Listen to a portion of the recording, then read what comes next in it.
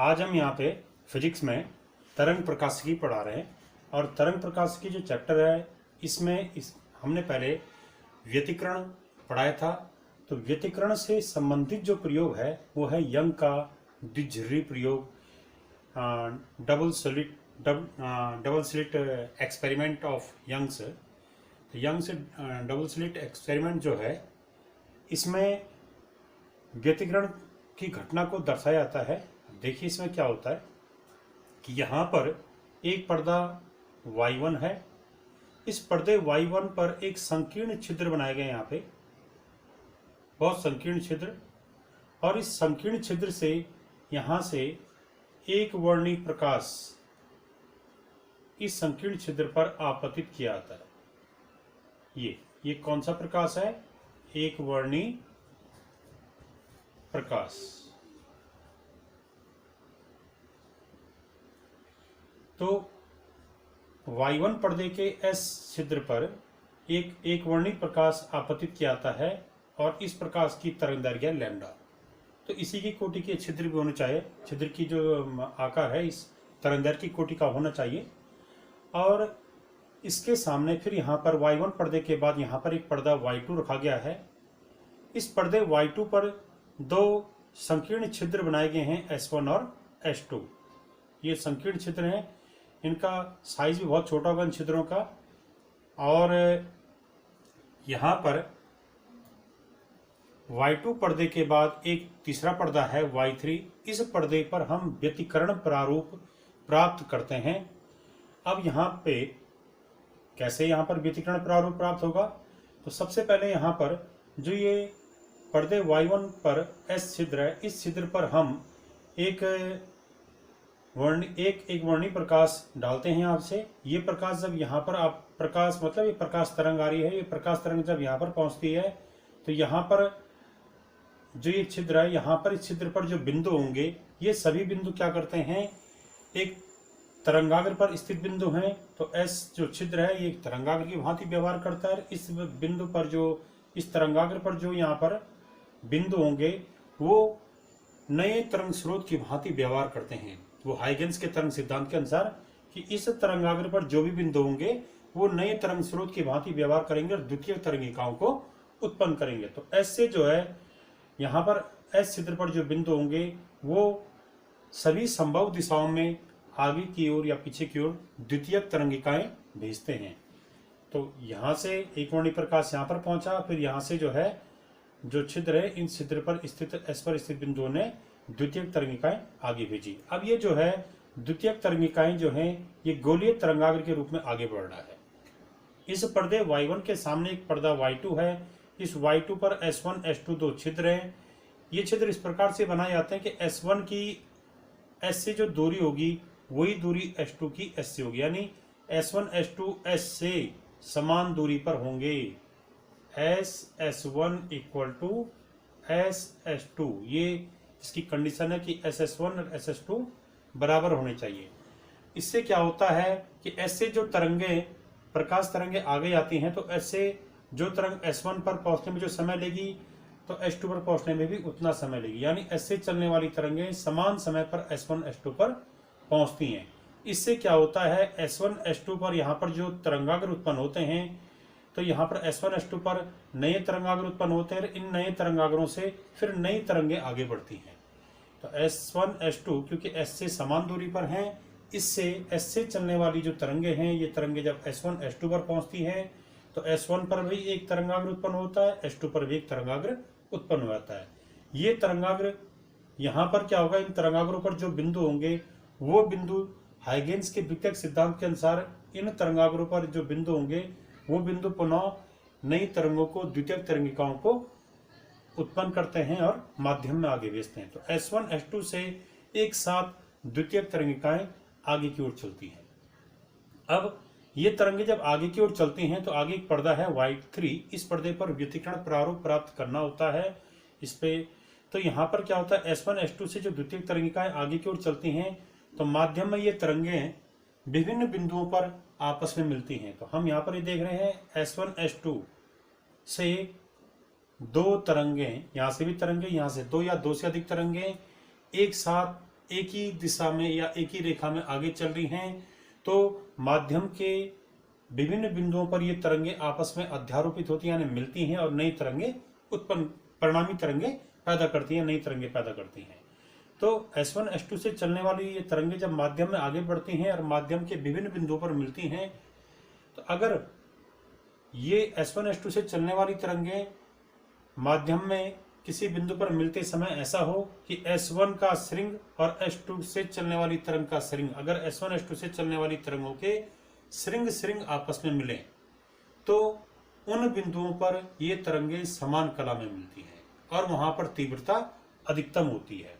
या ऐसा हो जाए कि S1 S2 से चलने वाली तरंगे माध्यम में किसी बिंदु पर मिल रही है और वहां पर क्या हो रहा है, इन S1 S2 से चलने वाली तरंगों के गर्त यानी S1 से और S2 से चलने वाली दोनों तरंगों के गर्त आपस में मिल रहे हैं, तब भी उन बिंदुओं पर तीव्रता क्या होगी, अधिकतम होगी। यानी उन बिंदुओं पर जो परिणामी तरंग बनेगी उस तरंग की तीव्रता अधिकतम होगी। तो तरंग की तीव्रता कब अधिकतम होगी, जब इन दो S1 S2 से चलने वाली तरंगे हैं उन तरंगों के श्रृंग आपस में मिले या गर्त आपस में मिले, तो ऐसे बिंदुओं पर परिणामी तीव्रता अधिकतम होती है। और ऐसे बिंदु पर होता क्या है कि जो परिणामी तरंग बनती है उसका आयाम अधिकतम हो जाता है। जहां पर श्रृंग या गर्त मिलते हैं तो वहां पर परिणामी आयाम अधिक हो जाता है, इसलिए यहाँ पर तीव्रता अधिकतम हो जाती है। और वहां पर जो पथांतर है वो पथांतर होता है वहां पे जहां पर तरंगों के श्रृंग या गर्त आपस में मिलते हैं। ऐसे बिंदुओं पर इन दोनों तरंगों की के बीच का जो पथांतर होता है वो होता है 0 या लैम्डा या 2 लैम्डा, यानी लैम्डा का पूर्ण गुणज, ठीक है। या n वां टर्म लेने तो n लैम्डा, जहां की n बराबर क्या है 0 1 2 3 एंड सो ऑन। तो इसमें यहाँ पर पथांतर 0 लैम्डा 2 लैम्डा इस प्रकार का प्राप्त होता है जहां पर श्रृंग या गर्त मिलते हैं। और ऐसे बिंदुओं पर हमेशा तीव्रता अधिकतम होती है। और माना यहाँ पर इस पर्दे पे एक बिंदु हमने यहाँ पर P लिया है, इस P बिंदु पर माना S1 और S2 से चलने वाली तरंगे आपस में मिली और यहाँ पर मिलते समय इन दोनों के श्रृंग आपस में मिले या इन दोनों के गर्त यहाँ पर आपस में मिले, तो यहाँ पर क्या बनेगा, यहाँ पर जो परिणामी तरंग बन रही होगी उसका आयाम अधिकतम होगा, वहां पर पथांतर ये होगा और वहां पर तीव्रता अधिकतम हो जाएगी। और जहां पर तीव्रता अधिकतम होती है यानी P पर बनने वाली जो फ्रिंज होगी इसकी तीव्रता अधिकतम होगी और अधिकतम तीव्रता जहां पर होती है वहां पर चमकीली पट्टी प्राप्त होती है। उसी चमकीली पट्टी को हम दीप्त फ्रिंज कहते हैं, ब्राइट फ्रिंज। तो यहाँ पर चमकीली फ्रिंज प्राप्त हो रही है, इसको हम दीप्त फ्रिंज कह रहे हैं। तो दीप्त फ्रिंज को हमने यहाँ पे BB से प्रकट किया, ब्राइट फ्रिंज। इसके विपरीत अगर ऐसा हो कि S1 S2 से चलने वाली तरंगे माध्यम में मिलते समय एक S1 और S2 तरंगों के श्रृंग और गर्त आपस में मिले, यानी एक तरंग का श्रृंग और दूसरी तरंग का गर्त आपस में मिल जाए, या पहली इस S1 तरंग का गर्त और S2 तरंग का श्रृंग आपस में मिल जाए, तो जब दो तरंगों में आपस में अध्यारोपण इस प्रकार से होता है कि एक का श्रृंग और दूसरे का गर्त आपस में मिलता है, तो ऐसे बिंदुओं पर परिणामी तरंग का आयाम न्यूनतम होता है और वहां पर तीव्रता क्या होती है, न्यूनतम। तो जहां पर तीव्रता न्यूनतम होगी वहां पर क्या हो रहा होगा, वहां पर जो है इन दोनों तरंगों के श्रृंग और गर्त आपस में मिल रहे होंगे, एक का श्रृंग एक का गर्त, और वहां पर परिणामी आयाम न्यूनतम होने के कारण पर तीव्रता न्यूनतम होगी।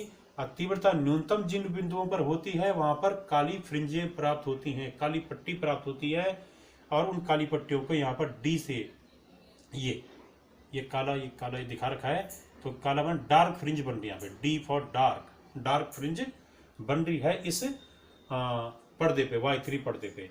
तो इस पर्दे पर हम चमकीली और काली पट्टियों का एक समूह प्राप्त करते हैं और इसी समूह या दीप्त या अदीप्त फ्रिंजों का समूह प्राप्त करते हैं। इसी फ्रिंजों के इसी समूह को हम यंग के द्विध्रुवी प्रयोग का व्यतिकरण प्रारूप कहते हैं या व्यतिकरण प्रतिरूप कहते हैं। इसी फ्रिंजों के समूह को हम क्या कहते हैं, व्यतिकरण प्रतिरूप।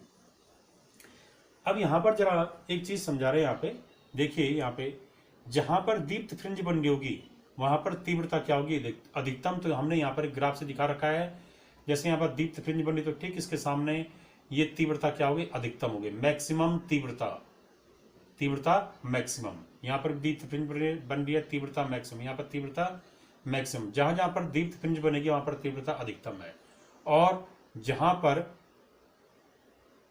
अदीप्त फ्रिंज बन रही है जैसे इसके ठीक सामने, यहाँ पर तीव्रता क्या है, शून्य।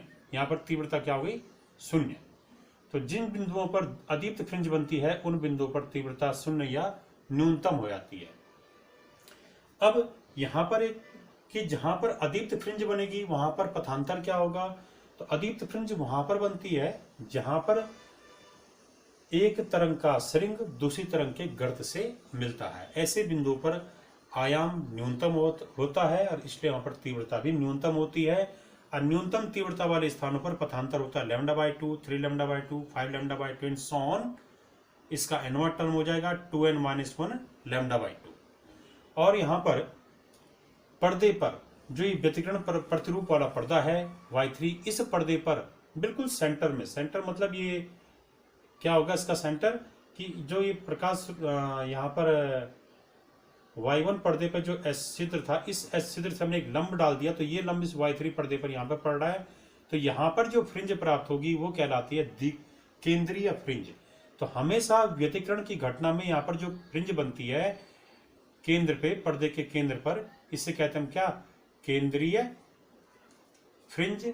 और ये यहाँ पर जो फ्रिंज बनती है वो दीप्त होगी या अदीप्त, तो ये केंद्रीय जो फ्रिंज बनती है ये होती है केंद्रीय दीप्त फ्रिंज।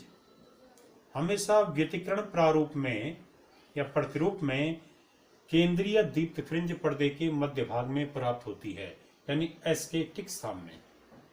ठीक है, ये हमेशा दीप्त बनेगी और तब इसके ऊपर या इसके नीचे अदीप्त और दीप्त फ्रिंजें एकांतर क्रम में बनती है। यानी जैसे यहाँ पर केंद्र पे दीप्त बनी तो इसके ऊपर अदीप्त, फिर दीप्त, फिर अदीप्त, फिर दीप्त फ्रिंज बनेगी, इसके नीचे भी अदीप्त, फिर दीप्त, फिर अदीप्त, फिर दीप्त। इस प्रकार से दीप्त अदीप्त फ्रिंजें एकांतर क्रम में प्राप्त होती हैं। इन फ्रिंजों की चौड़ाई बराबर होती है।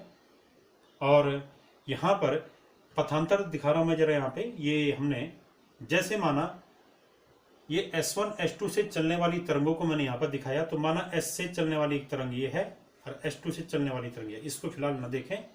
तो S1 से चलने वाली तरंग ये है, S2 से चलने वाली तरंग ये है।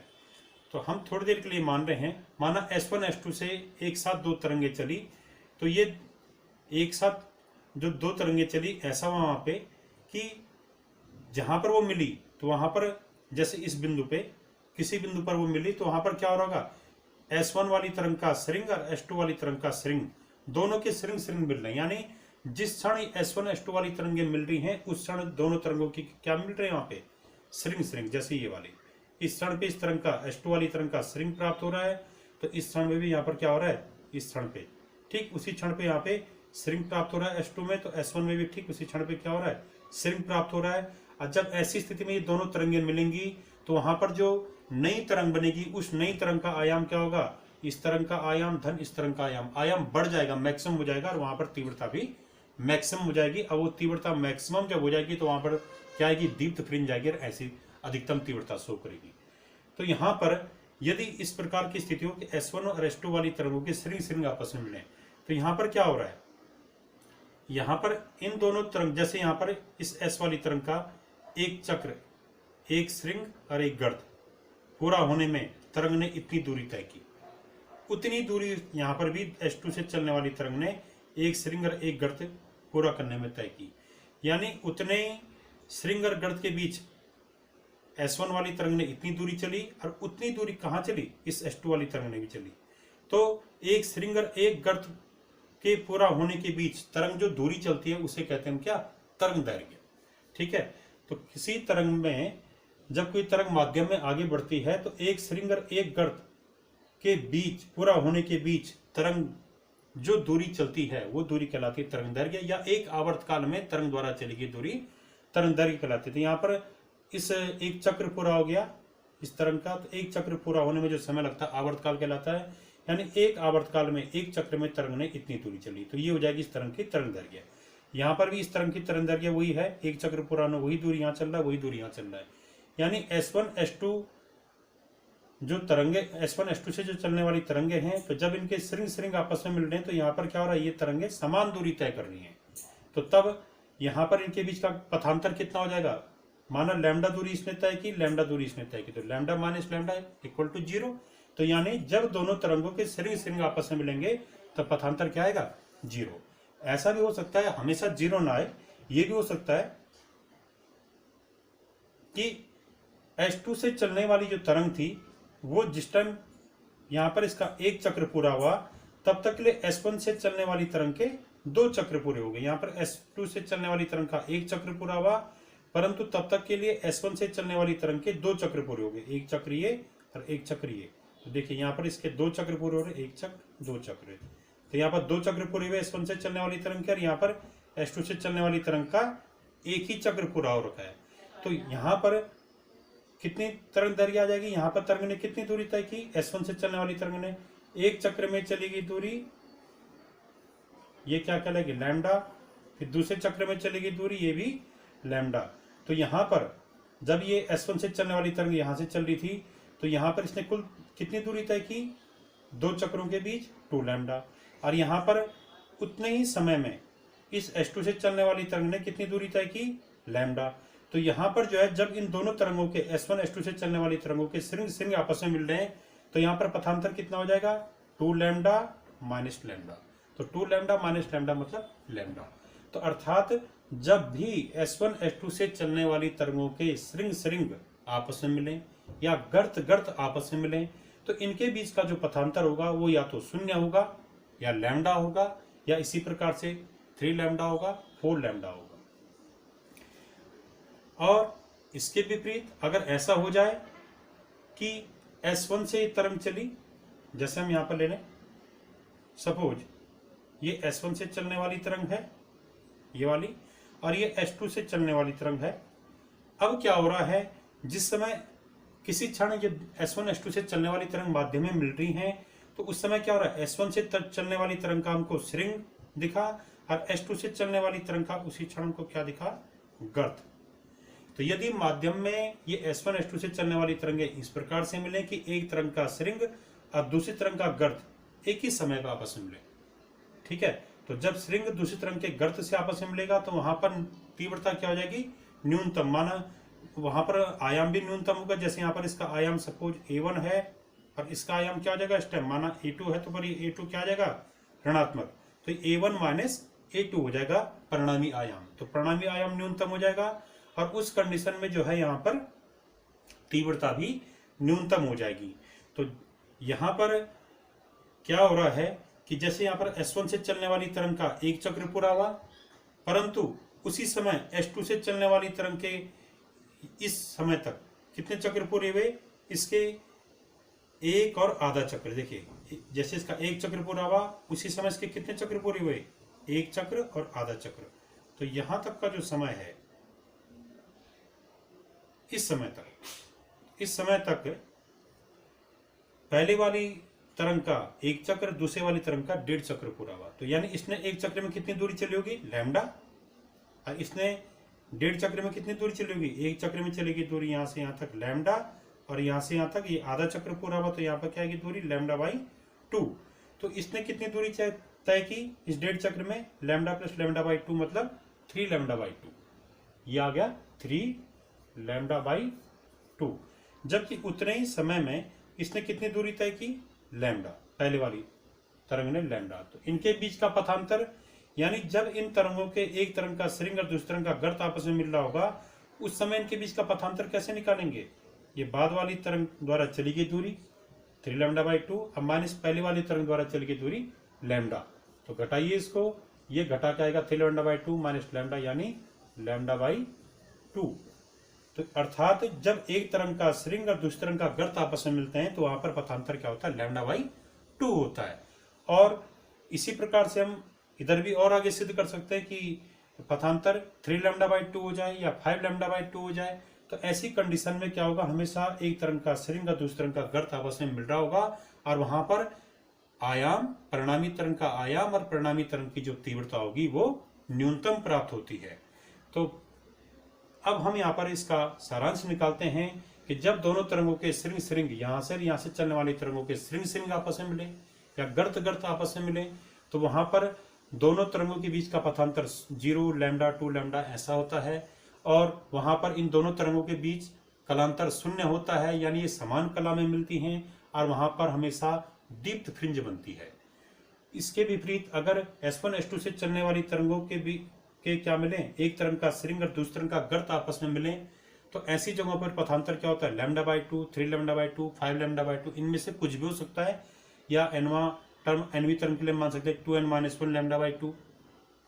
तो यहाँ पर क्या होगा, ऐसी जगह पे जहाँ पर श्रृंग और गर्त मिल रहे हैं वहां पर पथांतर ये होता है, और वहां पर इनके बीच कलांतर क्या होता है, एक ये विपरीत कला में मिलती हैं, यानी इनके बीच का कलांतर 180 होगा, पाई रेडियन, या तो पाई रेडियन होगा या 3 पाई रेडियन होगा, 5 पाई रेडियन होगा। और ऐसी जगहों पे जहाँ पर पथांतर इस प्रकार का होता है λ/2, 3λ/2, यानी λ/2 का विषम गुणज 1, 3, 5 विषम गुणज होगा, और पथांतर होगा पाई, कलांतर होगा पाई, 3 पाई, 5 पाई। ऐसी जगहों पर जहाँ पर श्रृंग और गर्त आपस में मिलते हैं दोनों तरंगों के, ऐसी जगहों पर हमेशा अदीप्त फ्रिंज बनती है। यहाँ पर तीव्रता न्यूनतम होती है और परिणामी आयाम भी न्यूनतम होता है। अदीप्त फ्रिंजों की तीव्रता न्यूनतम होती है, इसको यहाँ पर दिखाया गया है। ये न्यूनतम तीव्रता को दर्शा रहा है और ये अधिकतम तीव्रता को दर्शा रहा है। केंद्रीय फ्रिंज हमेशा दीप्त फ्रिंज प्राप्त होती है।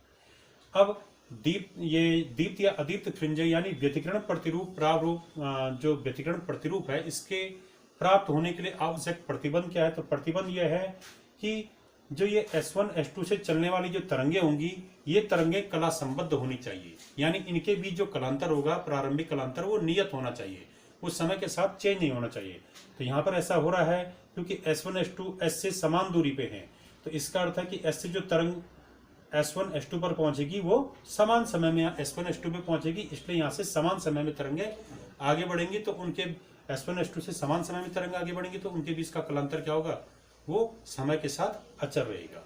और यहाँ पर जो S पर है, S से जो प्रकाश आगे बढ़ रहा है वो एक वर्णी प्रकाश है, तो एक वर्णी प्रकाश की जो कलांतर होता है, इससे एक वर्णी प्रकाश आया, तो यहाँ से एक वर्णी प्रकाश, जो अगर यहाँ पर लाल रंग का प्रकाश है तो वही लाल रंग का प्रकाश यहाँ भी पहुंचेगा, तो इससे एक ही रंग का प्रकाश दोनों जगह से आ रहा है, इसलिए यहाँ पर कलांतर क्या होगा, चेंज नहीं होगा, प्रारंभिक कलांतर नियत रहेगा। तो व्यतिकरण प्रतिरूप प्राप्त होने के लिए आवश्यक प्रतिबंध है कि S1 S2 से चलने वाली तरंगों के बीच कलांतर नियत होना चाहिए, ये समान आवृत्ति की होनी चाहिए, इनके बीच इन तरंगों का जो आयाम होता है वो लगभग इनके बीच बहुत कम अंतर होना चाहिए, ये एकदम बराबर नहीं होना चाहिए, थोड़ा डिफरेंस होना चाहिए इनमें।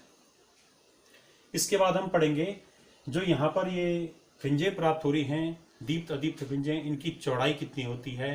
तो इसकी चौड़ाई के लिए हम अलग से एक डेरिवेशन कर रहे हैं, उसको हम अपने दूसरे वीडियो में दिखाएंगे। Thank you.